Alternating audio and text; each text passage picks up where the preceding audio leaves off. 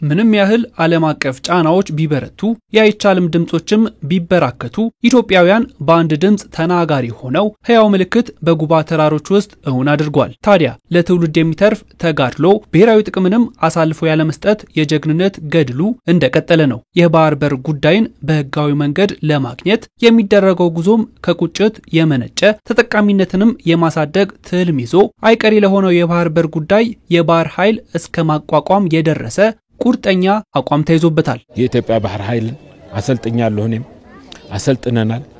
አሁን ደግሞ ትልቅ ትምህርት ቤት ከፍተዋል። እዚህ ራሳቸው ሊያሰለጥኑ ሂደት ላይ ናቸው። ሊመረቅ ነው ትምህርት ቤቱ። የዛሬ 6 ዓመት 5 ዓመት ባህር ኃይል አቋቁመናል እና ምን እዚህ ውስጥ ነው ባህር አቋቁመ ነው።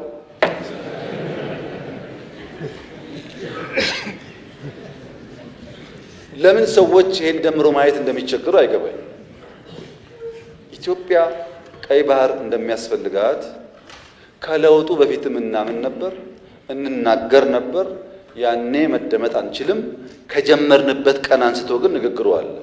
ያ ንግግር ግን ሰላማዊ መሆን አለበት። የባህር በር አልባ ሆኖ መቆየቱ ሀገርን ዋጋ ሲያስከፍላት ቆይቷል። ይህ ስሜት ደግሞ ውሎና አዳራቸውን በዘርፉ ላደረጉ የመርከብ አዛዦች የፈጠረው ቁጭት ከፍተኛ ነው። ባልተገባ መንገድ ያጣነው ታላቅ ሀብት መመለስ ደግሞ የዚህ ትውልድ አጀንዳ መሆኑ የተገባ ይሆናል። የባህርን ዕውቀት ሲኖርህ ነው ምን ያህል አገራችን ባህር አልባ መሆኗ ውስጥ የሚሰማ። ምክንያቱም ዋጋ የተከፈለበት ብዙ በመቶ ሺዎች የሚቆጠሩ ዜጎቻችንን ከፍለንበት ወረዲ ሉዚት ስናት ሉዝ አረጋኗል አንልም።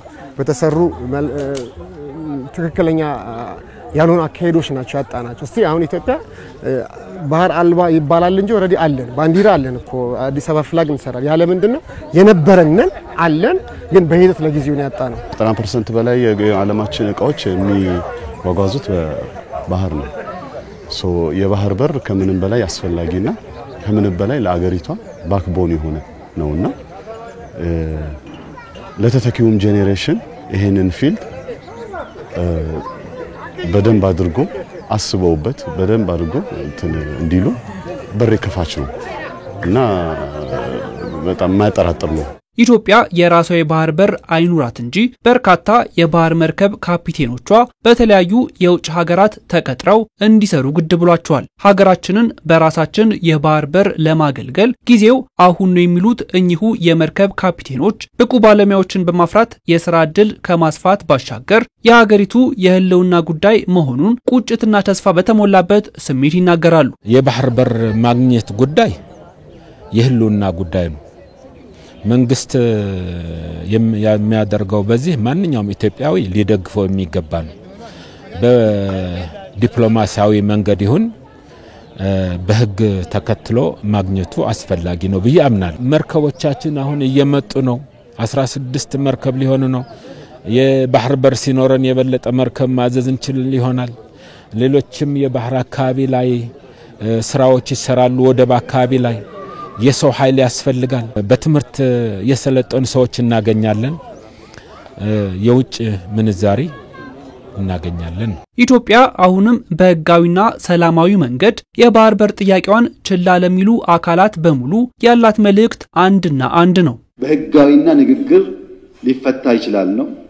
ለብዙ ሀገራት በተናጠል ተናገር ያለው ምክር ቤት መስማት ከፈለገ ግን ለአሜሪካ፣ ለቻይና፣ ለራሻ፣ ለአውሮፓ፣ ለአፍሪካ አሁን በተከበረው ምክር ቤት መግለጽ ፈልገው ነገር የኢትዮጵያ የቀይ ባህር አክሰስ ጉዳይ አይቀሬ ስለሆነ